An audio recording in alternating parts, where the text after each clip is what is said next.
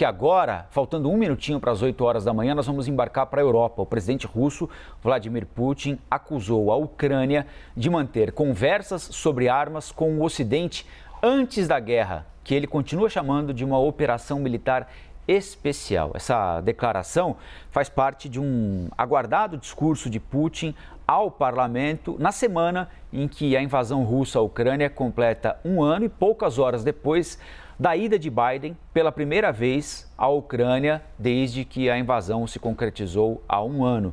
É assunto para o nosso analista sênior de internacional, Américo Martins. Américo, fala muito esperada por todas essas razões. Um ano da invasão, a ida de Biden à Ucrânia. O que mais Putin falou de importante? Bom dia. Bom dia, Colombo, bom dia a todos. O presidente Putin acabou de fazer esse discurso que durou aí cerca de 1 hora e 50 minutos. Ele falou para centenas de pessoas, inclusive membros do parlamento e outros líderes, inclusive econômicos da Rússia. Hoje faz exatamente um ano que o Putin reconheceu o Donbass como parte da Rússia, antes inclusive como estados independentes, perdão. Antes, inclusive, daqueles plebiscitos que o Ocidente diz que foram ilegais e que acabaram levando à anexação formal, pelo menos, da Rússia por aquele leste da Ucrânia. O Putin voltou a fazer um discurso extremamente nacionalista.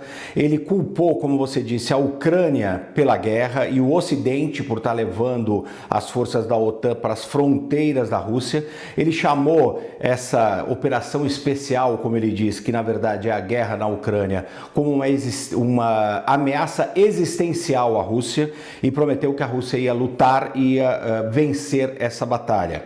Ele disse que os Estados Unidos e os seus aliados no Ocidente buscam o poder ilimitado e que eles sempre estão criticando a Rússia e sempre estão acusando a Rússia por tudo que é errado na Europa. Então foi um discurso extremamente nacionalista.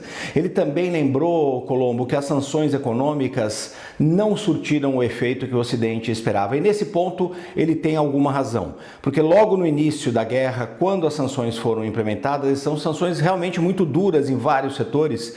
Alguns chegaram a imaginar que o PIB russo poderia contrair entre 10% e 20%. Acabou tendo um impacto, mas em 2022 a economia russa encolheu apenas 2,2%, segundo o FMI. Então, neste ponto, ele teve alguma razão. Ele também fez um discurso elogiando muito os soldados russos e não deu nenhuma dica, Colombo, de que a Rússia pretende ir para a mesa de negociação ou pretende diminuir de alguma forma a intensidade das batalhas. Pelo contrário, foi um discurso muito nacionalista, muito duro e prometendo continuar a luta. Ele fez vários acenos aos militares, inclusive, dizendo que vai propor mais ajuda a eles, inclusive aos veteranos que estão voltando da Ucrânia, ajuda psicológica, econômica e ajuda às famílias. Então foi um discurso ali em que, na verdade, ele está dobrando a aposta em cima da guerra, Colombo. Daqui a pouco, ou hoje ainda, tem discurso do presidente dos Estados Unidos, né?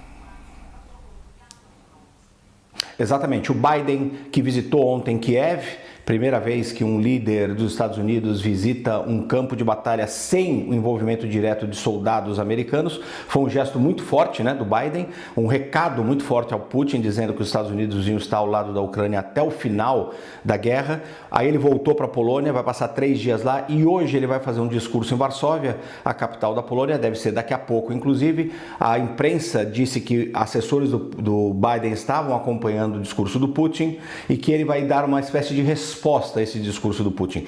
É muito provável que o Biden coloque a questão em termos de democracia contra regimes autoritários. Ontem, em Kiev, ele já disse isso. Ele disse que a Ucrânia resistia, que a democracia resistia a partir da batalha que os ucranianos estão enfrentando contra os russos. Ele provavelmente vai fazer esse discurso de novo, acusando a Rússia de ser um regime autoritário, como de fato é, e dizendo que defender a Ucrânia significa também defender a democracia.